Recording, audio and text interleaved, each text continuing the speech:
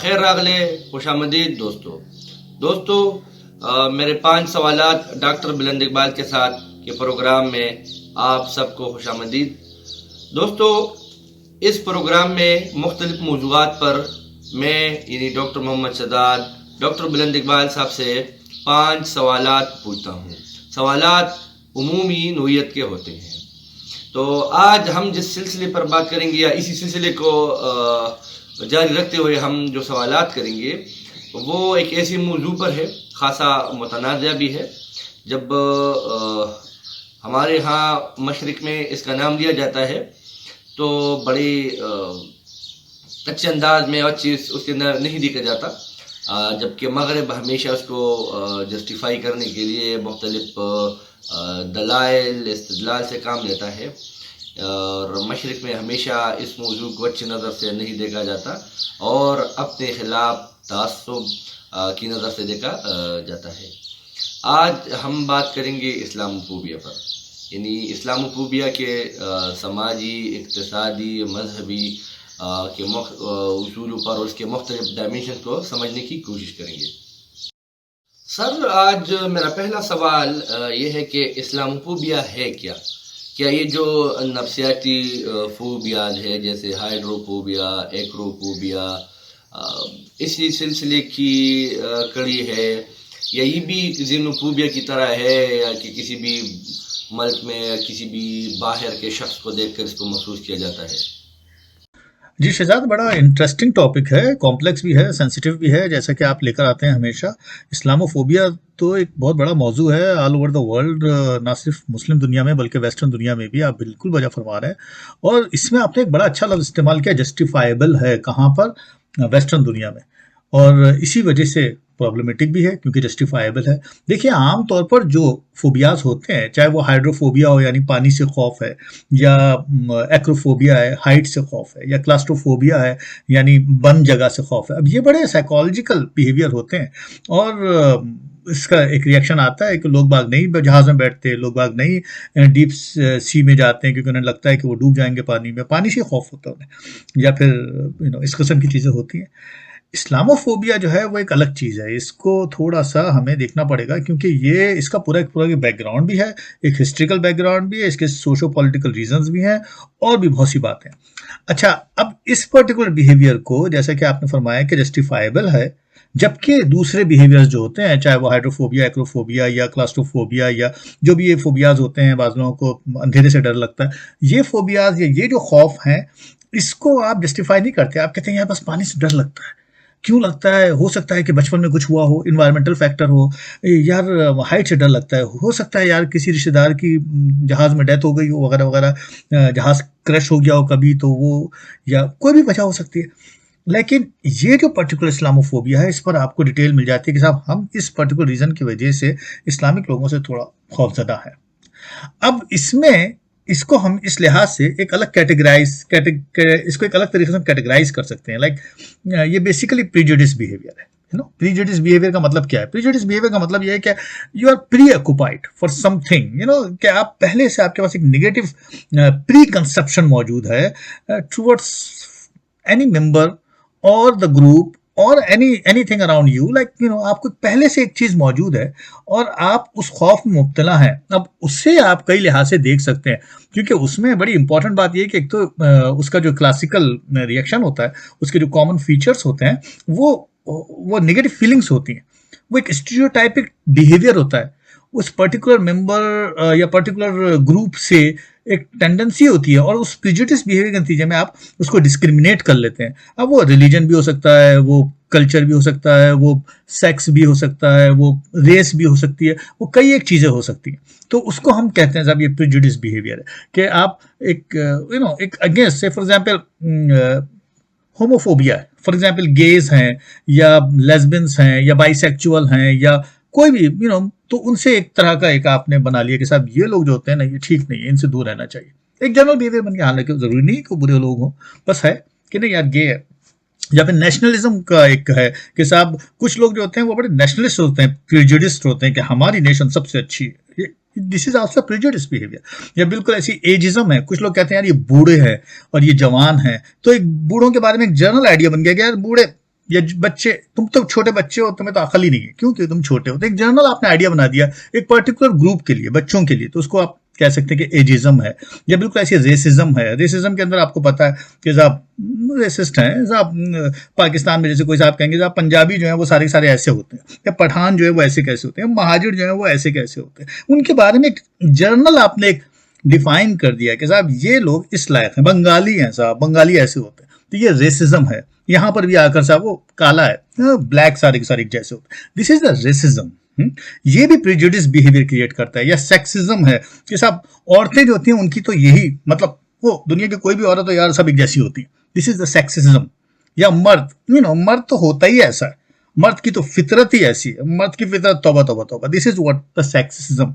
तो ये भी एक बिहेवियर है। या जीनोफोबिया है कि साहब स्ट्रेंजर्स नजर आ रहे हैं आपकी सोसाइटी के अंदर, कोई बाहर का आदमी नजर आ रहा है तो आप कह रहे हैं यार फॉरेनर है, स्ट्रेंजर है, दूर रहो भाई उससे, you never know, this is what we called prejudice.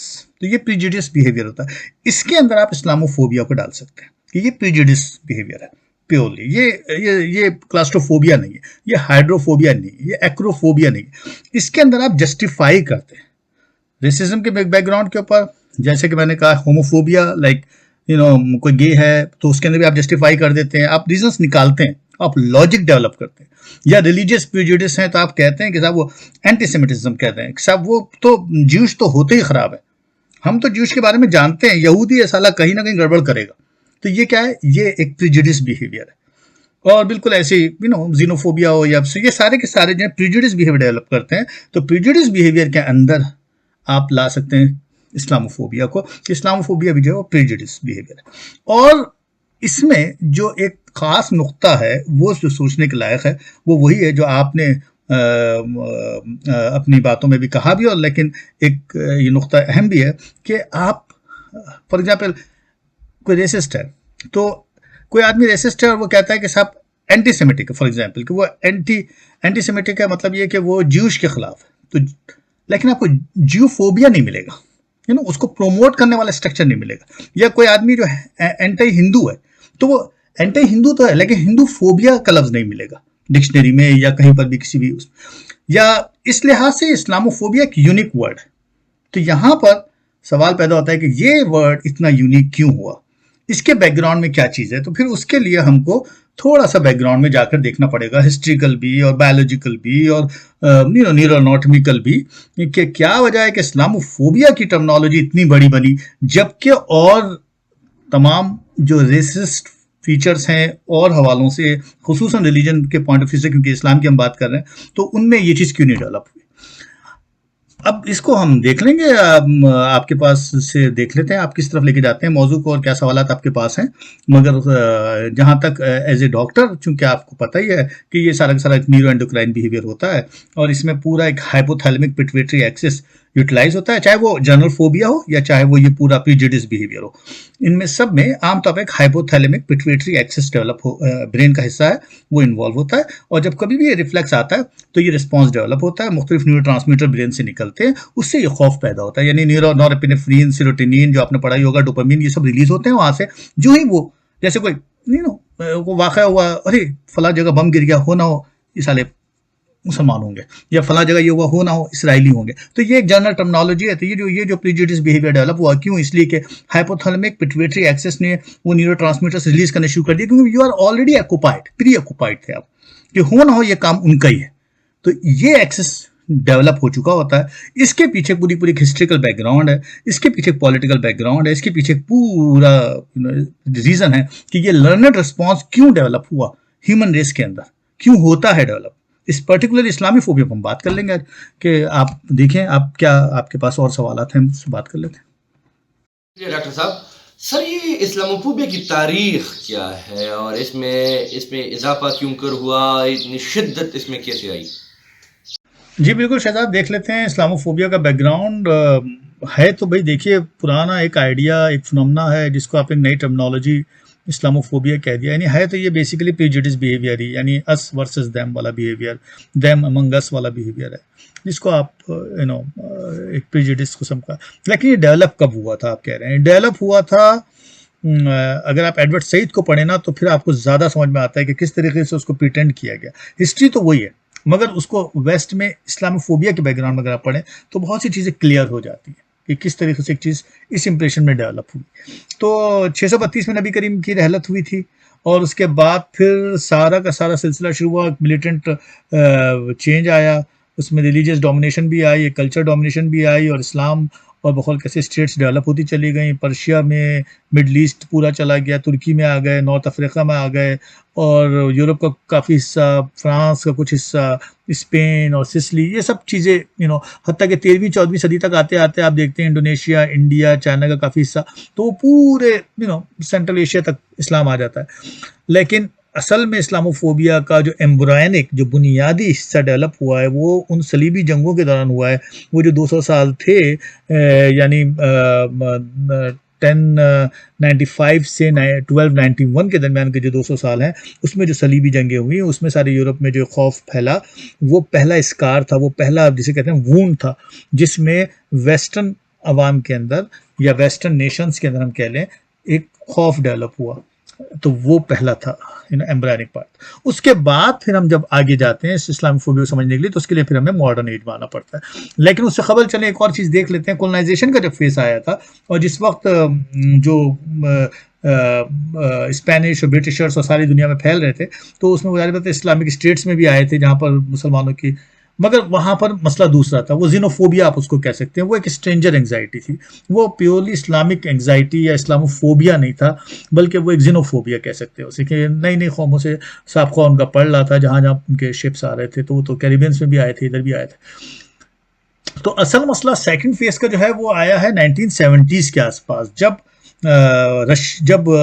Iran में इनकलाब आया और ऑयल एम्बार्गो लगा और वेस्टर्न इंटरेस्ट जो थे, जिसमें रजा शाह पहलवी साहब उनकी हेल्प कर रहे थे ऑयल के मामलात में, वो मामला रुका। तो यहाँ से हमको पॉलिटिकल रीजन नजर आता है कि अब क्या हुआ, आयतुल्लाह ख़मीनी आ गए और वेस्टर्न स्टेट्स को ऑयल के मसाइल आने शुरू हुए। तो वो दौर था। उस वक्त पूरा का पूरा मीडिया 1970 के बाद अगर आप देखें, 73-74 के बाद सारा का सारा मीडिया चेंज होता चला गया उन 20 सालों में। उसमें जनाब वो फिल्में भी बनी, टाइम मैगजीन के ऊपर टाइटल भी नया बना कि the militant revival, Islam the militant revival, और इसी तरह readers of the lost arc जैसी मूवीज़ बनी जिसमें वो एक मिडिल ईस्टर्न ओल्ड कल्चर दिखाया कि साहब वो एक स्वॉर्ड्समैन है तलवार लिए हुए और उसको जनाब वो फायर करके मार रहे हैं। या डेल्टा फोर्स फिल्म बनी जिसके अंदर वो जहाज़ अगवा हो गया और विलन कौन है, साहब वो इस मुसलमान है। फिर क्लैश ऑफ सिविलाइजेशन जैसी बुक आई, बर्नार्ड लुईस वगैरह की किताबें आई। उन्होंने क्या लिखा, उन्होंने बताया कि साहब कल्चरल और रिलीजियस कॉन्फ्लिक्ट जो है वो नेक्स्ट स्टेप होगा जिसके अंदर कौमें आपस में क्लैश करेंगी ग्लोबल वर्ल्ड में। तो उन्होंने उसको 1996 में शायद उसकी किताब आई थी। ये सब सिलसिले जब बढ़े तो फिर हम कह सकते हैं कि ये जो अगले 20 साल थे फ्रॉम 70 to 2000, और उसके बाद फिर वही हुआ, यानी ये सब चीज़ें इस शक्ल में जमा हुई और हत्ता कि सेप्टेम्बर 11 आ गया। सेप्टेम्बर 11 से हम कह सकते हैं सेकंड फेज मॉडर्न दौर का आया, जिसके अंदर एक बड़ी हमको एंटी इस्लामिक हिस्टेरिया नज़र आता है पूरे वेस्टर्न वर्ल्ड के अंदर। फ्रॉम अब क्या हुआ, अब वही जो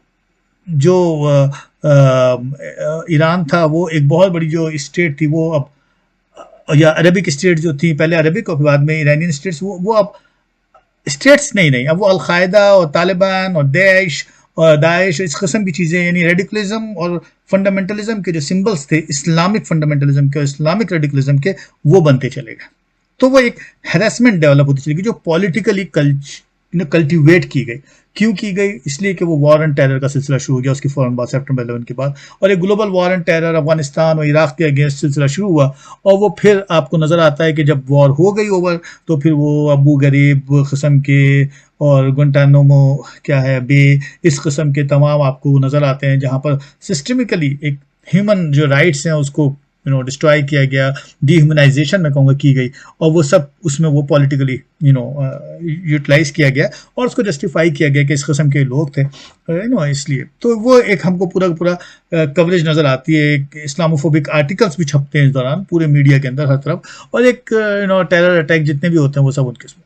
तो ये सेकेंड फेज जो है ये अगले 10 साल का है, आफ्टर सेप्टेम्बर 11 टिल 2014-15 तक का, यानी पिछले 5 साल पहले तक। अब पिछले 5-7 साल पहले जब से फिर माइग्रेशन हुई और एक बड़ा फ्लो आया, तो ये हमको तीसरा फेज नज़र आता है, यानी 2014 के बाद मैं कहूँगा कि हमको ये तीसरा फेज नज़र आता है, जिसके अंदर हम देखते हैं कि इस्लामोफोबिया का अब यूरोपियन पॉलिटिकल क्राइसिस आता है, क्योंकि एक बहुत बड़ा डेमोग्राफिक चेंज आ रहा है, क्योंकि बहुत सारे मुसलमान मुल्कों से भी माइग्रेशन हो रही है, यूरोप में भी और नॉर्थ अमेरिका में भी। तो उसके नतीजे में जो डेमोग्राफिक चेंज आया है, अब उसको रोकने के लिए क्या हुआ है कि एक प्रिजुडिस किस्म का मुसलमानों के खिलाफ एक प्रोपेगेंडा पॉलिटिकल लीडर्स ने डेवलप किया। क्यों? इसलिए कि राइट विंग जो वोटिंग ग्रुप्स हैं उनको डेवलप करना है अपने फेवर में। तो अब आपको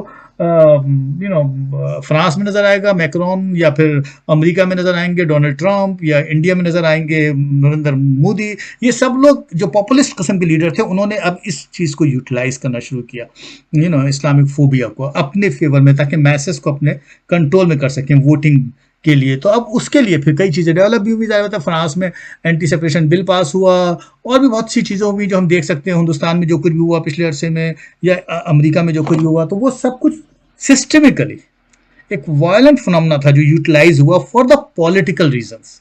इस्लामोफोबिया को यूटिलाइज किया गया। तो इस तरह से एक ऑडियंस डेवलप की गई अगेंस्ट द इस्लाम, अब उसमें इस्लाम को विक्टिमाइज किया गया। तो इन सब चीज़ों का एक पूरा का पूरा एक स्ट्रक्चर है, जो जाहिर बात है आप जानते हैं। तो यूं ये इस्लामोफोबिया के हमें पूरा बैकग्राउंड समझ में आ जाता है कि ये है सिलसिला, और ये यहाँ तक इसलिए पहुंचा। डॉक्टर साहब, हमारे यहाँ भी तो हिंदू फोबिया, क्रिश्चियन फोबिया, यहूदी फोबिया, बुद्धा फोबिया है, तो क्या हम इसको इस्लामोफोबिया के साथ कंपेयर कर सकते हैं? जी शहजाद, बिल्कुल। वर्ड इस्लामोफोबिया दुनिया में यूज़ किया जाता है, पाकिस्तान में या और दुनिया के मुल्कों में आमतौर पर, जैसे कि पहले बात हुई थी, हिंदू फोबिया या क्रिश्चियन फोबिया या बुद्धा फोबिया जैसे लफ्ज़ इस्तेमाल नहीं किए जाते हैं। मगर लफ्ज़ों से क्या होता है? बिहेवियर असल चीज़ है। तो हमारे पास तो पूरी एक हिस्ट्री है जिनोसाइड की, और genocide of the wrong kind of Muslim, यानी जो मुसलमान हम जैसा नहीं है और मुसलमान के अलावा किसी और मज़हब से है, तो वो जिसका जिनोसाइड तो हुआ है। आप याद करें, 8 मिलियन से ज़्यादा हिंदू यहाँ आबाद थे। कहते हैं आधी दुनिया में जितने हिंदू नहीं थे, उससे कहीं ज़्यादा तो पाकिस्तान में आफ्टर 1947 थे। और तकरीबन जब पाकिस्तान बना है तो 1300 मंदिर थे, और इस वक्त वहाँ पे सिर्फ 30 फंक्शनल मंदिर रह गए। यानी 30 मंदिर हैं जिसमें हिंदू आबादी जो है जाकर, यानी अंदाज़ा कीजिए कि तकरीबन 20% माइनॉरिटी थी, जिनमें बड़ी मकदार में हिंदू और क्रिश्चियंस मौजूद थे, जो अब घट के सिर्फ 5 से 5% ही रह गए। माइग्रेट किए गए, उनके मज़हब चेंज किए गए, फोर्सिबली कन्वर्ट किए गए, ये सब कुछ हुआ है, ऐसा नहीं कि नहीं हुआ। अभी की बात है, पिछले दिनों इमरान खान साहब हुकूमत में थे, तो क्या हुआ था, ओसामा बिन लादेन जो है वो इस्लाम के शहीद, उन्होंने कहा था, मदनी रियासत बनाने की बात की थी, और जो कुछ भी हुआ आपके सामने है। और तो और उन्हीं के दौर में वो एक श्री कृष्णा मंदिर की बात हुई थी कि इस्लामाबाद में बनाया जा रहा है, बड़ा शोर उठा था। उसके बाद क्या हुआ? उसके बाद आपको याद होगा कि वो बिल पास होने के लिए असेंबली में रखा गया, पंजाब असेंबली में, फिर चौधरी परवेज़ इलाही साहब ने उसको अपोज किया, और उसके बाद जामिया अशरफिया वालों ने एक फतवा दिया कि साहब ये इस्लामिक स्टेट के अंदर मंदिर नहीं बनेगा। और फिर उसके बाद आप देख सकते हैं कि वो कोई अच्छा, उसके बाद मंतिक़ क्या थी, वो जो मुफ्ती तकी, क्या नाम था, मोहम्मद तकी उस्मानी साहब, उन्होंने यही दी कि साहब ये इससे कतई नज़र कि क्या चीज़ बन रही है, असल मसला ये है कि वहाँ पर क्या होने वाला है, क्या इबादत होने वाली। तो इसलिए अब आप देख लीजिए, यूट्यूब पर डालकर देखिएगा कभी श्री कृष्णा मंदिर पाकिस्तान, तो आप देखिएगा इस्लामाबाद की वो आएगी कि वो बिल्कुल वैसी ज़मीन बंजर पड़ी है, वहाँ पर कोई साहब आज़ान हो जाते हैं। तो ये हमारे यहाँ हुआ है, और जितना हमने ख्याल रखा है अपनी माइनॉरिटीज़ का, जितना हमारे यहाँ क्रिश्चियन फोबिया और हिंदू फोबिया है, वो आपको अंदाज़ा ही है कि किस किस तरह से क्या क्या नहीं हुआ इनके खिलाफ।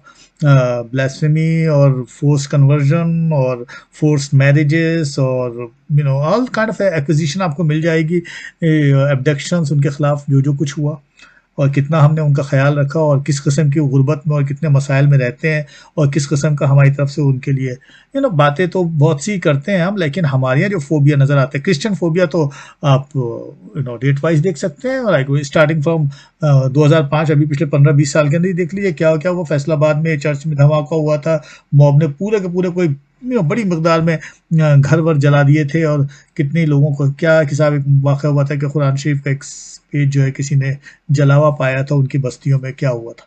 उसके बाद 2009 में 40 घर जला दिए, पूरे गुजरवाला के अंदर 2013 में आई है तो कोई पेशावर में चर्च के ऊपर धमाके से उड़ा दिया, 80 आदमी एक साथ मार दिया। फिर उसके बाद 2015 में आए तो वो चर्च के ऊपर अटैक हुआ, 14 आदमी मार दिए और 70 लोगों को जख्मी कर दिया। एक वाकयात है जिसकी आपको लिस्ट मिलती चली जाती। 2017 में आ जाइए आप, चर्च पे अटैक हुआ, 9 लोग जो हैं वो जिंदा जल गए, क्या क्या कुछ हुआ।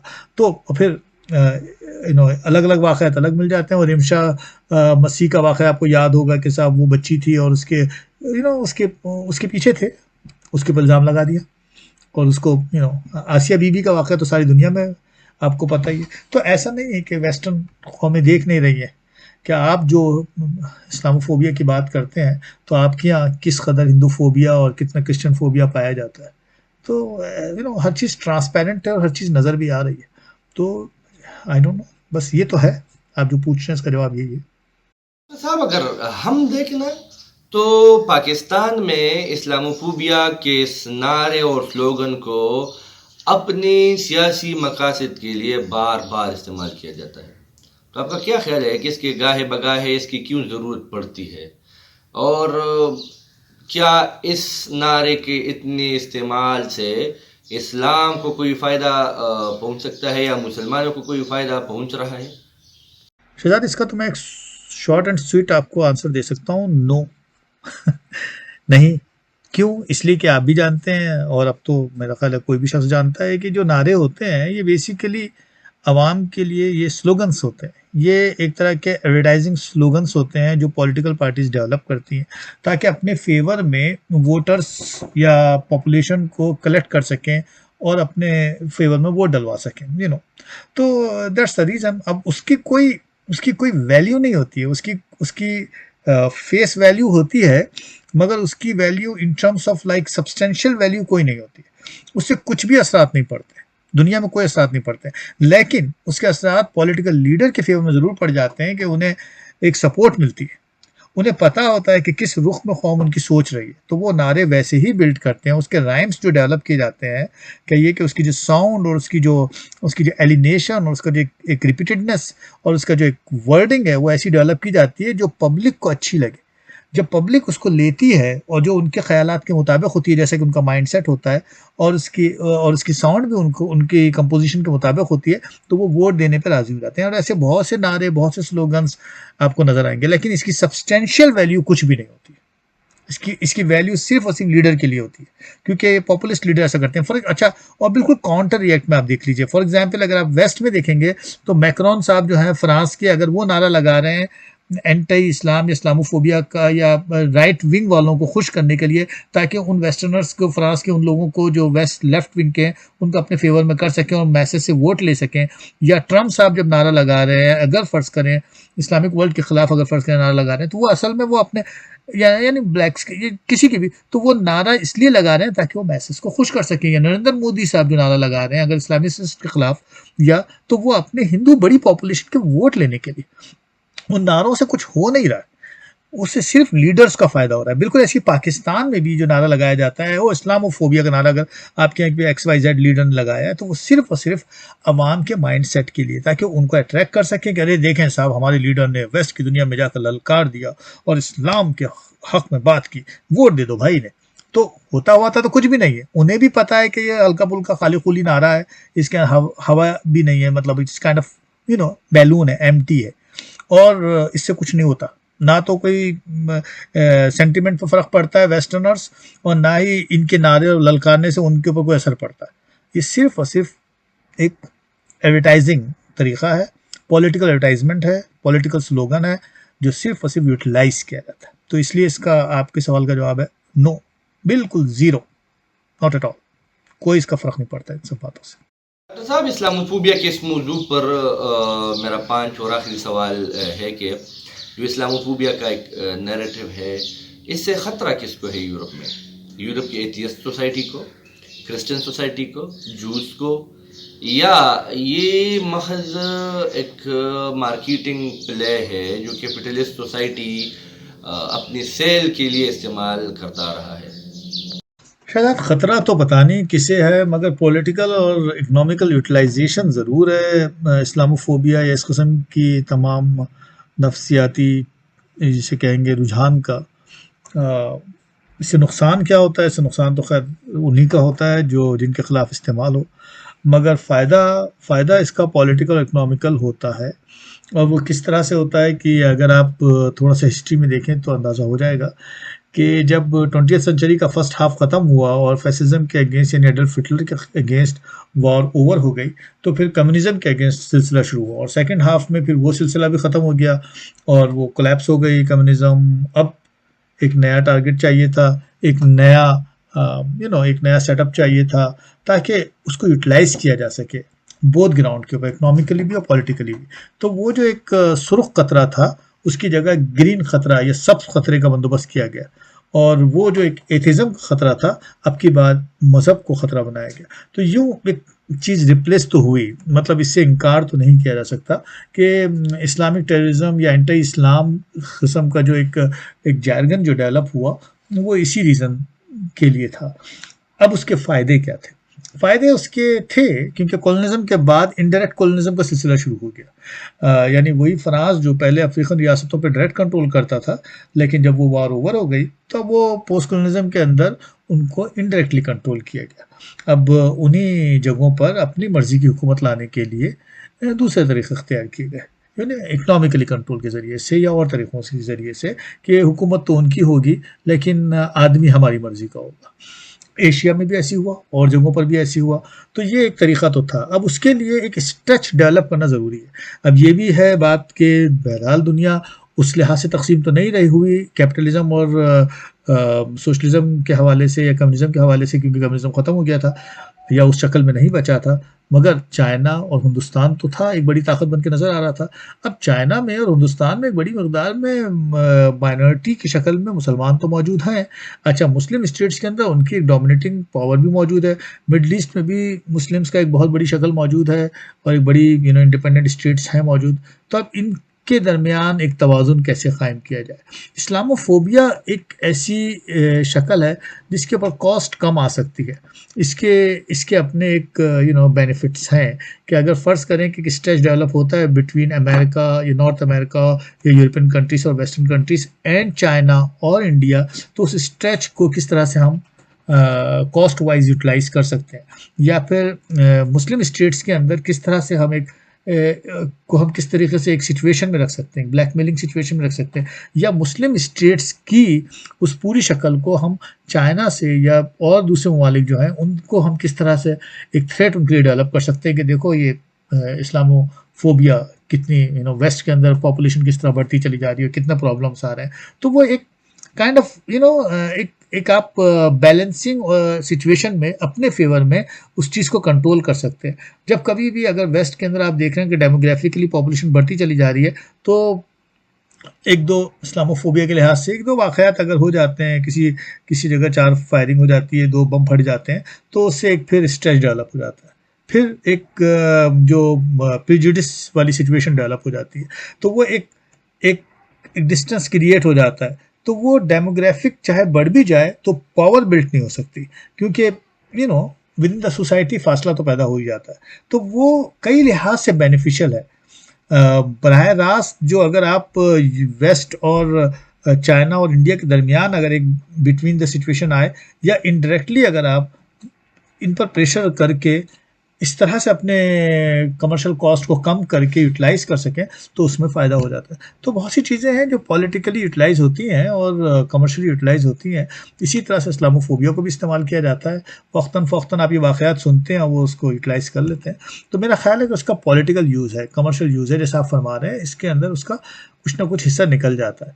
और यूँ ये चीज़ अब यूटिलाइज़ हो रही है after communism, collapse of communism, और बहरहाल कुछ ना कुछ तो फ़ायदा हो ही रहा है। बहुत शुक्रिया डॉक्टर साहब। दोस्तों, आप में से कोई भी किसी मौजू पर कोई भी सवाल हमें भेज सकते हैं। आप कमेंट सेक्शन में भी अपना सवाल भेज सकते हैं, आप हमें ईमेल भी कर सकते हैं। आपका सवाल को हम अगले प्रोग्राम में डॉक्टर साहब से पूछेंगे और उम्मीद करेंगे कि आपके सवाल को अपने इल्म के मुताबिक जवाब करें। बहुत शुक्रिया।